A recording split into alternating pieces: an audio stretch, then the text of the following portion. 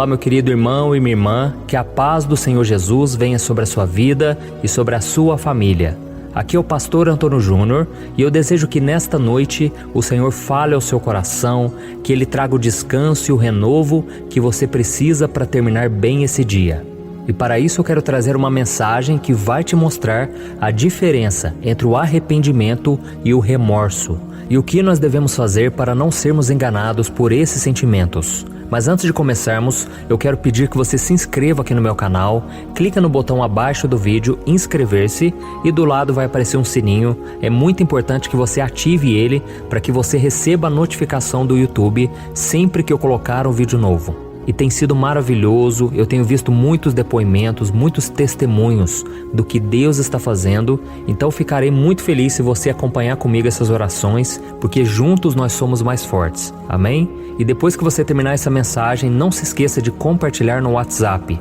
Tem muita gente dizendo que está compartilhando nos grupos de família, tem compartilhado com os amigos, e Deus tem feito a obra, irmãos. Então essa obra não é minha, essa obra é do Espírito Santo de Deus, amém? Então, para começar essa mensagem de hoje, eu quero ler com vocês uma passagem que está em 2 Coríntios, capítulo 7, o versículo 9. Olha o que diz: A tristeza, segundo Deus, produz um arrependimento que leva à salvação, e não remorso, mas a tristeza, segundo o mundo, produz morte. Olha isso, irmãos. Aqui nós vemos que a coisa mais certa a se fazer é se arrepender de verdade de um erro que cometemos e de todos os nossos pecados. Mas nem sempre isso é fácil. Sabe por quê? Porque o arrependimento tem a ver com você engolir o orgulho, reconhecer as suas falhas, demonstrar que você não é tão bom assim ou superior às outras pessoas. E é por isso que tem muita gente que sente apenas o remorso, que é aquele sentimento ruim depois que você fez algo errado. Mas poucas pessoas se arrependem de verdade. E a Bíblia está cheia de exemplos de pessoas assim. Por exemplo, no livro de Êxodo, nós vemos que Faraó teve um momento que ele reconheceu a Moisés e Arão o seu pecado. Então vamos ver o que ele disse para os dois. Está lá em Êxodo capítulo 9, o versículo 27. Desta vez eu pequei, o Senhor é justo, eu e o meu povo é que somos culpados.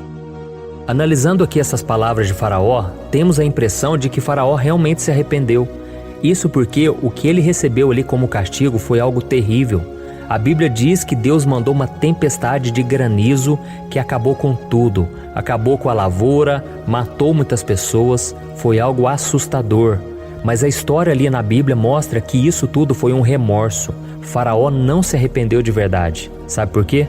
Porque ele continuou com seu coração endurecido, ele não quis mudar de vida e não quis obedecer às ordens de Deus de liberar o seu povo. E um outro exemplo que nós temos na Bíblia é o do rei Saul. A Bíblia conta que ele reconheceu ao profeta Samuel que ele tinha desobedecido uma ordem importante que Deus tinha lhe dado antes de sair para a batalha contra os amalequitas. O Senhor tinha mandado ele matar todos os homens daquele povo inimigo, porque senão as futuras gerações iriam perseguir o povo de Israel. E além disso, ele deveria matar o rei daquele povo, o rei Agag. Mas Saul errou ao não obedecer à voz de Deus. E o seu erro não foi suficiente para levar Saul ao arrependimento verdadeiro.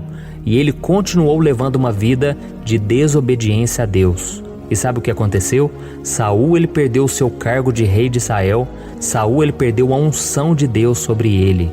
Então olha o perigo da gente não se arrepender de verdade, da gente apenas sentir aquele remorso, aquela tristeza por causa do erro, do pecado, mas não mudar de vida.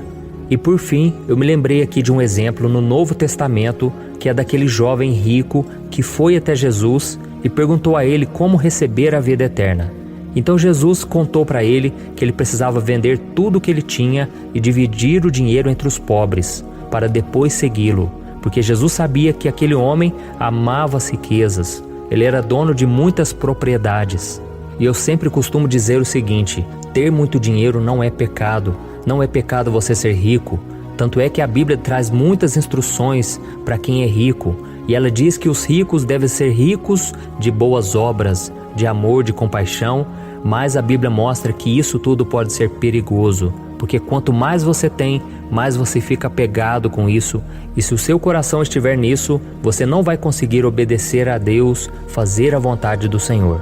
E a Bíblia conta então que quando aquele jovem ouviu de Jesus essas palavras, que ele deveria vender tudo e segui-lo, ele então virou as costas para Jesus, muito triste. Por quê? Porque ele não queria se arrepender, ele não estava disposto a mudar. E sabe o que esses 3 homens que eu falei para você, eles têm em comum? Eles sentiam remorso das decisões erradas que eles tinham tomado, ou seja, eles tinham em seu coração a tristeza do mundo, que produz apenas a morte. Então é importante nós aprendermos essa lição nesta noite. Tem muita gente que sente aquela tristeza, elas se lamentam quando elas começam a colher aquilo que elas plantaram. Elas ficam tristes quando percebem que perderam algo, que destruíram relacionamentos, que se machucaram, que tomaram decisões erradas, mas isso não significa necessariamente que elas estão arrependidas. Então, se você realmente se arrepender com fé em Deus, você não apenas vai sentir esse remorso, essa tristeza pelo que você fez, mas você também vai mudar o seu comportamento. Então lembre-se sempre daquela promessa do Senhor que está em 1 João capítulo 1, o versículo 9. Eu quero ler para você. Se confessarmos os nossos pecados, Ele é fiel e justo para perdoar os nossos pecados e nos purificar de toda injustiça. Amém? Aqui diz que o Senhor não somente vai nos perdoar, mas Ele também vai nos purificar de toda sujeira, de toda maldade do pecado que fica alojado dentro de nós. O Senhor vai purificar a gente de toda mágoa, de todo sentimento de vingança, sentimento de raiva, de ira. Tudo o Senhor vai limpar e Ele vai nos purificar, perdoando todos os nossos pecados e tirando a nossa culpa. Mas para isso nós precisamos confessar ao Senhor. E é isso que nós vamos fazer agora. Você vai fechar os teus olhos, você vai orar junto comigo nesta noite e nós vamos pedir que o Senhor derrame da sua misericórdia mais uma vez. Pode ter certeza, irmão, Deus ele nunca rejeita um coração quebrantado, um coração arrependido. E o Senhor com certeza, Ele quer restaurar a sua vida, mudar as áreas que para você é impossível. Glória a Deus. Vamos orar. Senhor, meu Deus e meu Pai, eu me coloco agora na Tua presença nesta noite para Te louvar pela vida desse irmão e dessa irmã que estão orando aqui comigo agora, meu Pai. Oh Deus, todos nós somos falhos, somos pecadores, e por mais que tentemos, nós nem sempre conseguimos fazer aquilo que Te agrada. Oh meu Pai, quando isso acontecer, meu Pai, eu peço que o Senhor nos lembre de que nós precisamos nos arrepender verdadeiramente para sermos perdoados. Que o nosso orgulho não nos domine, que a nossa carne não queira se sobressair ao nosso espírito. Oh meu Pai, não deixe que o nosso coração fique endurecido como o de Faraó, o coração de Saul, ou daquele jovem rico que se encontrou com Jesus. Oh meu Deus, eles tiveram a oportunidade de ser perdoados e receber uma nova vida, mas preferiram continuar te desobedecendo e indo contra os seus mandamentos. Oh Deus, que a Tua palavra seja sempre o guia na nossa vida, que a gente venha ter prazer em Te obedecer, que o Senhor mostre para nós as áreas que ainda não foram tratadas, as áreas que ainda estamos sendo vencidos. Oh meu Pai, nós cremos na Tua promessa de que Jesus veio a este mundo para nos libertar das obras malignas, para nos purificar, para trazer a salvação e que a cada dia a gente possa estar firmado com Ele. Oh Deus, tantas pessoas agora sofrendo pelas escolhas erradas que fizeram. Jesus, ajuda essas pessoas a se perdoar, a se amar. Oh Deus, quantas vezes as feridas na alma nos colocam para baixo, faz a gente perder o nosso valor, a gente achar que o Senhor nos abandonou. Tem misericórdia de nós, Senhor. Quantas vezes somos homens de pequena fé, homens e mulheres que não acreditam nas Tuas promessas e reclamam para todo mundo e contam os seus problemas para todo mundo, mas não contam para o Senhor. Mas a partir de hoje, meu Pai, nós queremos viver em plena comunhão contigo e nós sabemos que isso só é possível através do arrependimento, porque nós somos falhos e pecadores. Senhor, em nome de Jesus, abençoa também a família de cada um de nós. Meu Pai, todos nós temos parentes que não aceitaram Jesus ainda. Abre os olhos de cada um, Senhor.